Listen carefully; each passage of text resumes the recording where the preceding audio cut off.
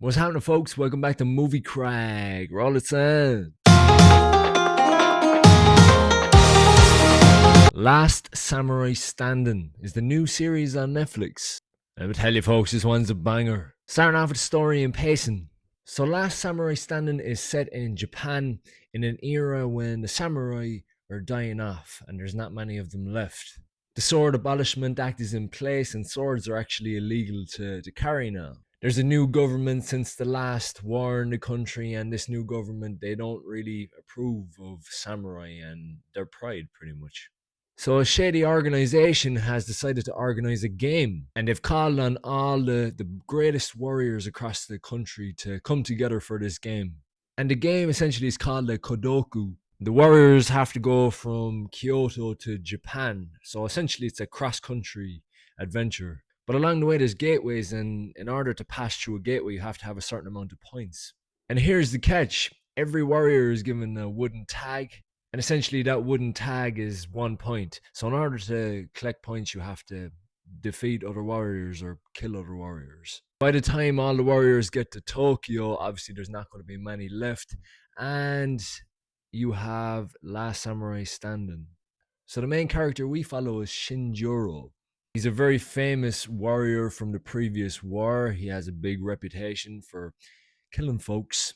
But essentially, we follow it from his perspective, and along the way, all of the friends he makes and enemies he makes as well. So I love the concept of this story, and it allows for so many great characters to come out of it. We have a couple of villain characters in this. We have a couple of innocent characters. We have a couple of good characters. There's one villain, he has a bell on his stick. And every time he's around, you hear the bell. That's fucking great shit. There's another villain as well who has a fucking cleaver sword, like something you'd see in fucking an anime show. And then there's lots of other characters in between, but the villains are very good in the show. And there is good character building as well. You care for every character in the show. There's no bad character, you know? And the action sequences in the story, they make sense in context of where they're happening, how they're happening. And they're fucking good, man. They're good action sequences in this show. Some nice continuous shots while action is happening. Really cool fast sword work going on. Really, really good entertaining action in this show.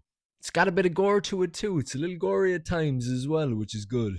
And without saying any more, I don't want to give too many spoilers away. I'd rather you go and watch the show, but the season does end without the game finishing, so it sets it up nicely for the next season. And some great character arcs in this show, some full character arcs. It's like something you would see in an anime. In fact, this show reminded me a lot of the Rurouni Genshin anime. They remastered that recently too. A lot of vibes of that anime in this show. As for the pacing of this show is very quick. We're introduced to our main character, his background, and we're pulled right through on this roller coaster of action and fast-paced sequences. My only nitpick with the story is that some characters make some silly decisions in the finale, but it's a very minor nitpick. Story and pacing for Last Samurai Standing, 4.5 out of 5 for me. Moving on to the visuals. I absolutely love the visuals in this show. Because they're traveling across Japan, there's like lots of different types of environments, and every action sequence is kind of filtered into those environments. So for example, there's one environment, it's like a misty woods, and there's like a chase sequence happening through these woods, and the chase sequence is including some bow and arrows, and it's great fucking shit. There is a touch of CGI flowing through the series, but really and truthfully, it doesn't really take away from the show too much. A lot of times, especially in the action sequences, you're on scene, you're in nature, you know it's real, and it's really, really nice to look at. They do some great stuff with explosions, and as I said, they do this really eerie thing with mist. Mist is constantly flowing through the areas they're in. It's really, really nice to look at. It's really cool. It gives you a nice atmosphere. For visuals, I'm going to go 4.5 out of 5 for Last Samurai Standing. Lastly, the sound and score.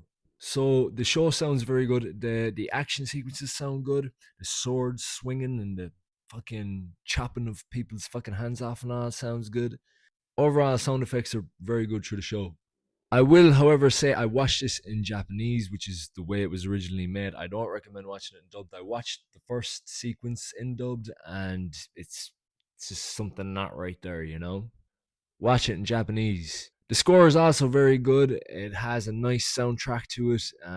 In the touching moments of the story, we have a nice bit of instrumental music going on, and there's some great music in the action sequences as well. For sound and score, Last Samurai Standing, I'm gonna go 4 out of 5. There you have it, folks. 4.3 out of 5 for Last Samurai Standing. I didn't even know this was coming out. I only heard about it this week, and my God, am I glad I watched this show.